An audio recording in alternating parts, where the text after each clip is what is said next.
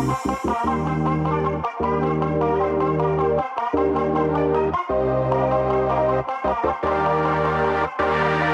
hello and welcome to the From Frustration to Freedom podcast.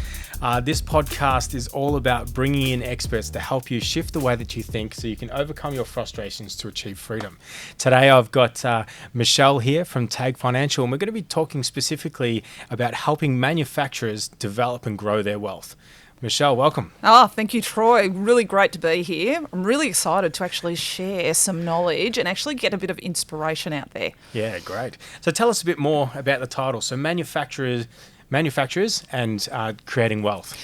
Well, creating wealth is something that I'm very passionate about, particularly for my clients, but manufacturers are a particular subset that I want to focus on today because there's certain mindsets in a manufacturing business that mean that we've got some things to overcome.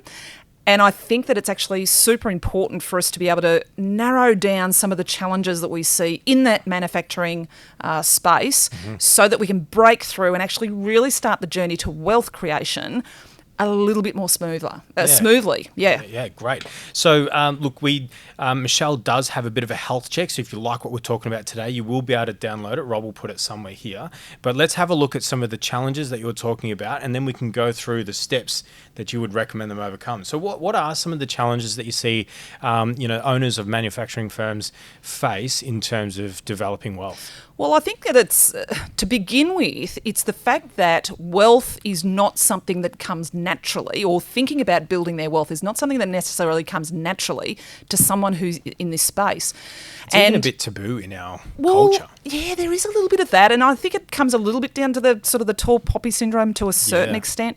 But I think that it's actually one of those things where everybody thinks that, if I just focus on my business, then there'll be a big payday at the end. You know, I'll run myself ragged over the next 5 to 10 or 15 or 20 years. And then at the end of it, there's going to be someone who's going to swoop in on a white, shiny pony and buy my business for $20 million, and I'm going to be made, and then I'm going to have a really comfortable retirement. Yeah. Ultimately, though, in most instances, that doesn't happen. So it's about trying to shift people's mindsets towards actually build the wealth as you're going along. Make sure that you're really focused on doing that throughout the journey. It's a little bit like having fun. Do you actually wait until the end of your business to actually start having fun? Well, no, you shouldn't. It's the same with your wealth creation. Yep. What we've got to do is we've got to start building it as we're going through the journey, so that at the end, if you do have a business that's actually sellable, then that's a bonus and that's fantastic. But if it's not, then it's not the end of the world because you've already built your wealth. Yeah, you've got some and you're personal okay assets on the side. Yeah, and look, a lot of business coaches or people in our space, sell this dream of, work less and go live a holiday. Look, our wealthiest clients spend a few hours a week, so to say 20 odd hours a week working the business, but then there's another 15 to 20 hours managing their assets and wealth. People don't realize that when you have a lot of assets or wealth, it's almost like another business. There's receipts, there's assets, there's expenses, there's income, there's incomings and outgoings. So there's things you've got to manage. So it's not just something that you can wake up one day and you've got a portfolio of wealth that's managed itself. No, and it's not your bread and butter. If you've grown up and you know how to make widgets, that doesn't necessarily mean that you're actually good at managing wealth or thinking about your wealth in that way. And there is a different skill set.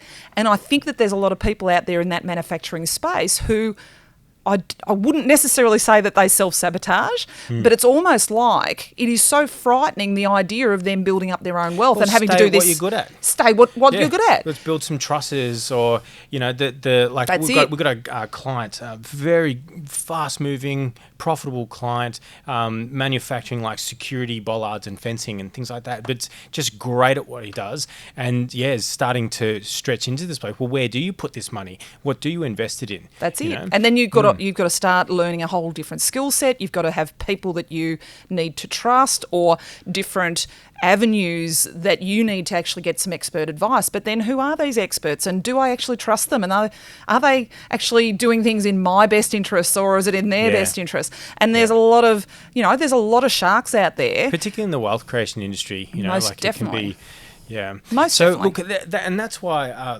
like the fact that you're here today. I like your kind of simple approach and just the clarity to it. So why don't we get into it? What's the approach that you take manufacturers through to help them to start to plan for it and then to create that wealth? So you can pretty much break it down to 3 essential steps. So there's goal setting, which is the first, and that should be the same with any of these types of things that we start talking about. So you start with getting your goals really clear. Yep. Secondly is about getting the structures right. So understanding that what we need to put in place is something that's going to have to be there and is going to be right for them, not just for now, but for the next 5, 10, 15, 20 years. Yeah. And then the third thing is working how we can actually leverage off your current situation or your current skill sets so that you can get the best traction and therefore get the best results for you. Yeah, and enjoy the process. Yeah, along the way. exactly. This should not be a chore, and it is something that needs to be learned, but by the same token, it's about starting off in an area where you might be a little bit more comfortable, then leveraging into the other areas once you actually get a bit more confidence. Yeah. And look, I think everyone's heard that they need to set goals, but I like the way that you approach this because it's very specific and helps people understand what their end outcome looks like, which will then drive that motivation. Absolutely. So how do you help a manufacturer get clear on their wealth goals? Well, the first thing we start with is actually getting really personal. Because I think a lot of people, particularly when you're a business owner, you get so caught up in your goals being about your business goals, your KPIs for your business, your sales, your turnover, your profit, all this sort of stuff. And that's not to say that they're not important, but they are an ingredient into what should actually be your wealth creation strategy. Not that your wealth creation strategy is your business. Your business is one of the tools. So where we need to start is actually by taking a step away from the business. And in some ways, it's kind of like getting selfish. It's about, well, what are your personal goals? What do we want to achieve for you? What lifestyle do you want? What do you want for your kids? What do you want travel-wise? What are the things that make you smile? What are the things that are actually going to create joy in your life? We want to basically start plotting out what we want to do, when we want to do them, and start making them a reality. And the only way to do that is to actually map it all out. It's like a dream sequence. So get the dream sequence. It might be you and your partner in the room and you're actually hearing from both of you. So it's quite funny. Sometimes I have this little technique where I actually get the husband and wife in the room, let's call it, and I'll actually ask them, okay, well, who's the person who usually takes the lead with these types of financial discussions? And usually, and it's not always this way, but quite often one of them will point to the other and the other one will put their hand up and say, yeah, that's usually me. There's usually always one that's more dominant, let's call it. And I actually say, that's fantastic and congratulations on being that person, but I actually want to hear from the other one first then. Good, great. Because basically, and it's really interesting that sometimes by actually asking the other person who usually takes a bit of a back seat or is a passenger in this journey, by actually asking them the question first, you actually start hearing about some of their dreams and some of their ambitions. And I've actually had some of the clients actually say to me, I didn't realise that you wanted that. I didn't realise that was important to you. Yeah. And all of a sudden, they start actually having a really meaningful discussion in my presence. Yeah. And almost coached by me to say, okay, well, why is that important? It's a good unifying activity. Oh, it's really, fantastic. Isn't it? It's actually quite liberating as well because it's a way of also getting the other partner engaged in the process and engaged on how the business fits into this puzzle, which is actually what their life and what they want it to look like. So all of a sudden, all of this, you spend so much time in the business and all that sort of stuff can start to drop away when they actually understand that the business is the reason or the ingredient to actually get us more of what we want. That's right. Yeah. But it's about both of them coming on that journey. So it's a really interesting thing. So that number one point is just get clear on what your personal financial goals are and what the things are that you want to achieve and start putting some numbers against these things. I want a holiday every year or whatever the things are. Yeah, like are you interested in shares, factories, houses, those sorts of things? Like what do you want? And even what kind of, because you mentioned what kind of lifestyle do you want, when you, retire? So I use the common marks, retire. Or what kind of lifestyle do you want when you're no longer drawing a wage from something? Correct. So then that retirement word's a bit of a not in this Aussie culture. We just want to work until we drop. Well, not so much work till we drop. What we want is we want to be able to plan for what we want to do when we don't need to work because of the financial pressure to work. Yeah, because that's a different type of work. It's working because you choose to, not because financially you feel that you need to. That's the point we all want to get to. It's about understanding what that looks like for you and aiming for that as the goal or the objective, not necessarily the word retirement, because sometimes people can be a bit put off by the concept of retirement as well. Particularly manufacturers, most people that are running the firms are very hands-on. They are, and love to work and couldn't think of anything worse than not working. Yep. But yeah, I think the interesting thing is calculating or how much wealth did they need to have personally to be able to generate the kind of income that they want. Spot on. And then that is the question we get more than anything else is what is the number that I need to be targeting for? Yeah. Yeah, and actually getting clear on that is bigger than what most people think. Oh yeah, like for every $100,000 you need what is about $2 million worth of assets. Yeah. So, but it's different for everyone, because this is the other thing is retirement or life is not a straight line. Okay, it's not about saying, well, I need $100,000 every year. It's like, okay, well, are you going to upgrade your car from time to time? Are you going to go on some really nice holidays overseas? Do you want to help your kids out when they go to buy their first home? Now, these are pretty lumpy things that you need to be able to factor in. Yep. And the fact of I'm a big one for I want my cake and I want to eat it too. So I want to know that I want a lifestyle that's going to have some really good lifestyle stuff, and I want the good holidays, and I want to upgrade my car every 5 to 8 years or whatever. I'm not big on cars because I'm a girl. But I want to know that those things are factored in, and that my number represents something that will achieve that. And that's why when you pull that out, it's always bigger than what most people think that they need. Spot on. And then once you figure out that number, you then need to realize how much you need to be extracting from the business in order to achieve that.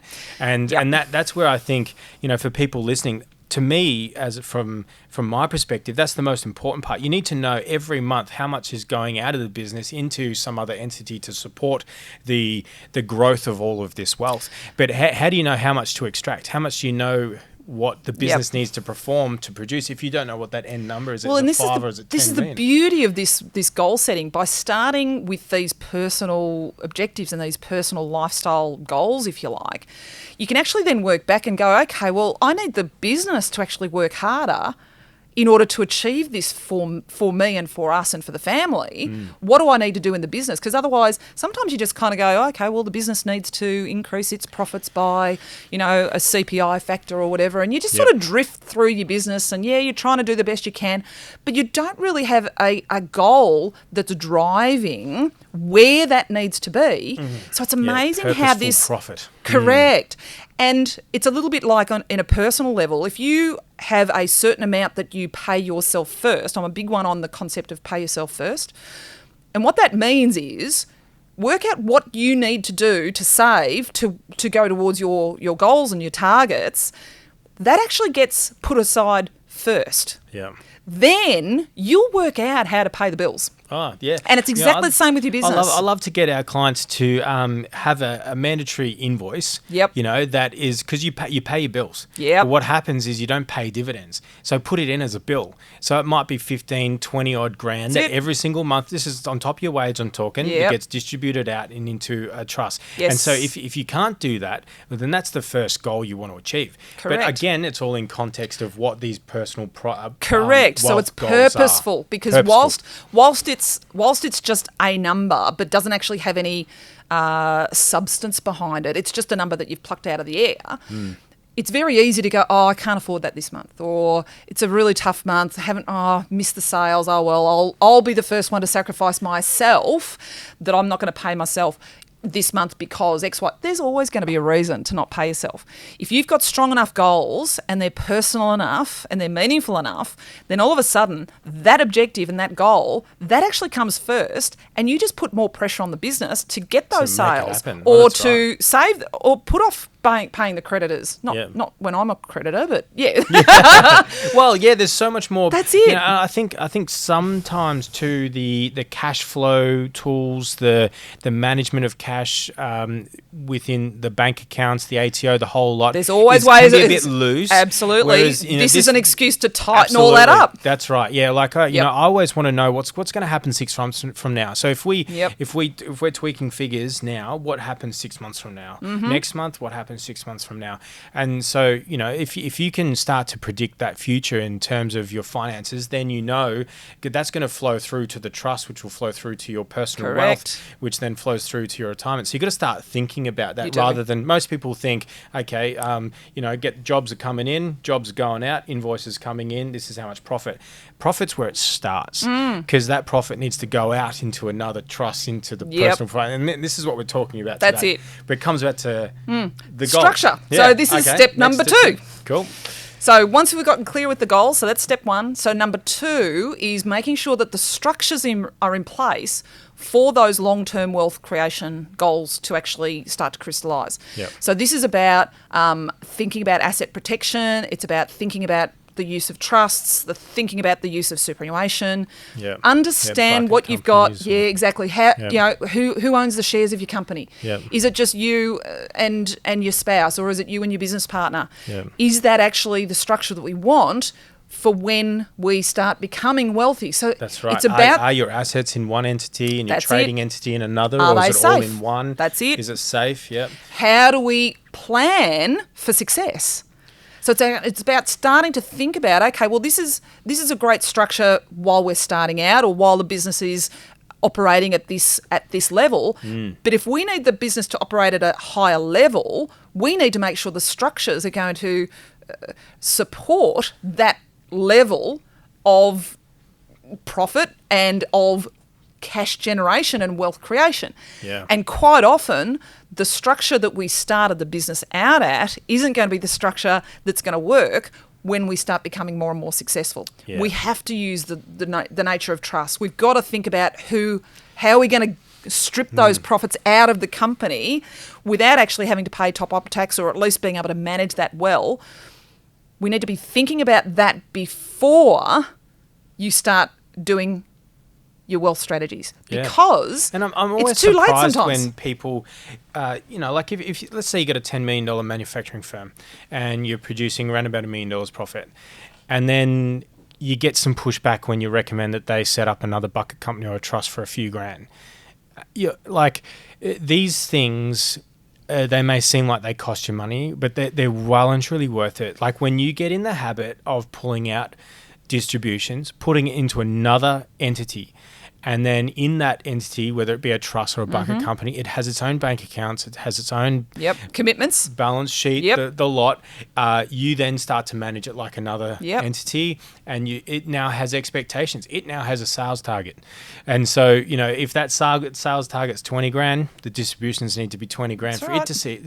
And so you start to, that initial expense or whatever ongoing expense it might cost in accounting fees or whatever, it pales into insignificance because we've got to be thinking ahead. We can't be just thinking about what are the structures that are going to work today. We've got to be thinking, well, what do we want it to look like in 5 years' time, in 10 years' time? What structures need to be in place so that we're not having massive problems from a tax perspective particularly, but also from an asset protection perspective when we've built up this wealth. Yep. And it's so much easier to do that if you're doing it proactively. If you wait until the 5-year mark and then you turn the trigger on these things, it might be that you have huge capital gains tax bills that are going to be associated with it, which will mean that you'll either not make the change and therefore you'll just resign yourself to having to pay too much tax, which me as a tax agent and financial advisor all rolled up in one, I kind of have little conniptions and I'm a bit OCD when it comes to paying too much tax. But by the same token, these are things that you have to plan ahead. Oh, definitely. I liken it to, if we're talking construction, blue collar manufacturing. Yeah. Let's think of in terms of a house, right? Yep. So if you first of all, in terms of goals, we need to know what type of house. Is it a multi-level house? Is it one house? Is it a couple of units? Yep. And then so that's the goal, number one. Yep. And then number two, based on the goal, we lay the foundations, which I would say structure. Yep. So if your goal is to build a multi-level skyrise or Yes, units, you're going to need a deeper different foundation. That's right. Yep. But at the moment, what I would say is that most people want this multi-level high-rise, except they've got a structure or a foundation for a house. A weatherboard house. Yes. So, when you Yep. hear us talk about the structure, the way your bank Yep. account's set up, the way you manage your money Yep. in between entities, what entities you have, Yep. what expectations, all the agreements around it, that's your foundation. Yep. And if you don't get that foundation right, you can't build on top of the foundation. So Yep. it comes first, It not does. last. Exactly right. Yep. Yep, exactly right. So, okay, we've got goals, we've got structure. Okay. And what's next? So the next thing is then getting leverage. And what I mean by that is leverage comes in a number of different ways. The first leverage I want to get is emotional leverage. So leverage on yourself, how important this is. You can't, at the first sign of things not being quite as we planned, you can't run for the hills. We've got to get emotional leverage. We've got to make sure that you understand that this is absolutely critical. This is more important than paying that telephone bill. Okay? Yep. You'll work out a way to pay the telephone bill. Stretch other things. Stretch put this other as a things. priority. This has to be number one. Then it's about making sure that you use. So the second part of leverage is think about how you can do this in a way that you're going to believe in what you're doing. So once again, getting back to the manufacturing and what we talked about earlier is this lack of understanding or lack of knowledge or lack of belief in all the different types of investments Right. that you can use. Yeah. What I want to do is I want you to start with something that you can believe in. Yeah. And when you I like this when you talk about this, and connecting it back to the owner's skill set and what they're passionate about. That's it. If you're in the truss industry, well, you probably should invest in houses. Yeah, that's it. You've got the resources, you've got the timber, you've got got the the contacts, connections. that's it. You've got the know-how. Yes. Why not? Buy those properties, renovate them. That's so it. forth. Spot on. So it's using your knowledge. So leveraging the knowledge that you've gained over many years, the contacts that you have. You know when you're looking at a contract if that's the right price or that feels about right. They're the sorts of things where you leverage your skill sets to then go into an investment in something that you believe in, you understand. It becomes easier because it's not this unknown. Yeah. The other thing we can do is leverage from the perspective of not using all of your own money. That's the other way that we think about it as leverage. Yep. So, borrow to do some of this stuff. But sometimes it's not necessarily borrowing from the bank, although that is obviously one of the options. Sometimes you are actually borrowing from yourself. And this comes back to the structuring that we kind of were talking about in step 2. How can we use some of the structures that we may have already wanted to set up for asset protection purposes and for tax effective purposes to leverage what we want to do from an investment start perspective? to be your own bank and pay interest and claim Absolutely. on that. And Yep. it all becomes part of the tax deductions to help support the future growth. I've got a client at the moment who's in the manufacturing space, and they have quite a portfolio of property that they've basically built their own factories pretty much. They're sort of getting to a point now where they've made lots of profits in their trust. And you might be familiar with the concept of a bucket company. Yep. So basically you have this bucket company that basically holds your profits so that you don't have to pay top-up tax. The problem, of course, with these bucket companies is that you actually have to have the cash move from the trust to the bucket company. Which personally I like. So I like holding clients Correct. accountable to that. But the problem with that is that you actually need to use that cash in a productive way. Now, this particular client of ours, he's actually been putting this into term deposits because they believed in property and they believed in cash. Okay. They had a bit of a distrust, let me call it, for shares and managed funds and all that sort of stuff. They just weren't there with that yet. Yep. So it's about trying to capture and generate the leverage of what they do actually believe in. Yeah, So and that makes so much sense. absolutely. So take what they believe in. So for them, it's property. He was about to go and buy a property because it straddled two pieces of land that he already had. So he was about to buy this property, regardless. And he was then, at the same time, whinging about the fact that he's got a term deposit that's about to mature and the interest rates at the moment are pretty ordinary. Yes, and sure. he's getting pretty, upset about how little he's going to get, understandably. That's the downside to low interest rates. That's it.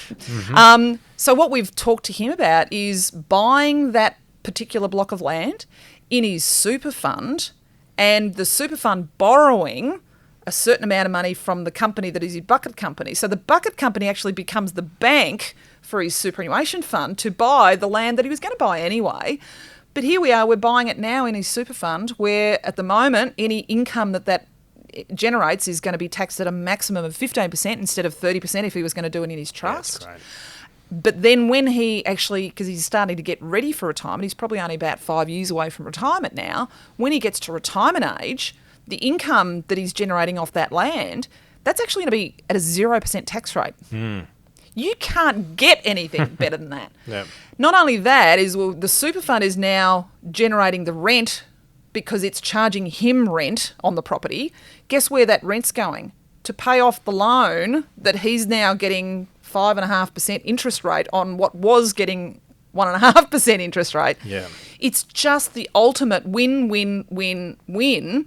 He's getting what he wants. We're using the leverage. We're using something that he believes in, but we're also progressing his wealth and using the funds and the structures that have been probably underutilised. Yeah. We're actually utilising them.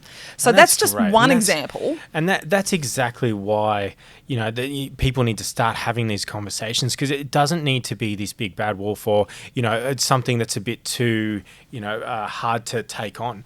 And it should give you, like coming back to what I think I was saying earlier on was, you need to reduce dependency of yourself in the business so you can start spending some time on this.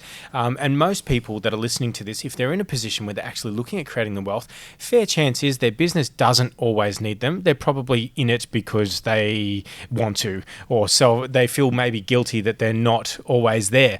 This will give you a very practical thing to do. To redirect your energies. Redirect your energy, absolutely. Yeah. So, and guess what? The other thing that we were talking about right at the beginning was the concept of being a bit selfish. And one of the issues that we come across in the manufacturing and the construction type industries tends to be that they focus so much on their business that they're not focusing on their wealth. Well, what that also does is if you can take a step back and start making the business do what you want it to do because it's actually serving you and your wealth plans, guess what? The business actually starts becoming more marketable, more sellable, performing better.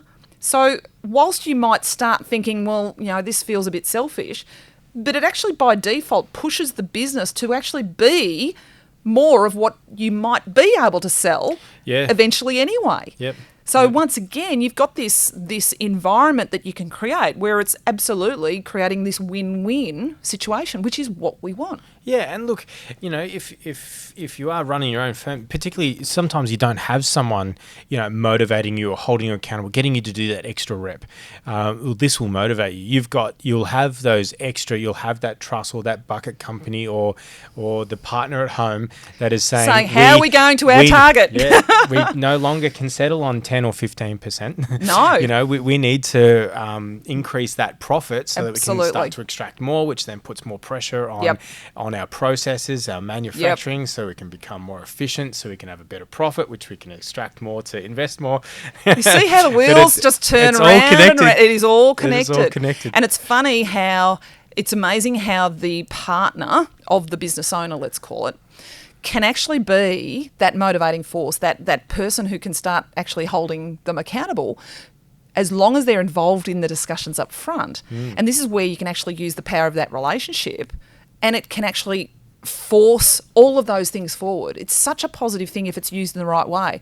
I've got another client of mine who the wife is just is so anti numbers. She just does not get it. But you know what? If she works out that there's a holiday that she can get for 10%, she can work that out. Absolutely. Yeah, right. Just like that. It's all about interest. It's all about what motivates you. Yeah. So for her, it was about getting her to focus on the fact that she needed to, in her consulting business, simply get $10,000 of consultant fees every month. That was her really, really simple focus point. There you go. But that was going to create the environment where she could go on those holidays that she wanted every year, because that was what drove her.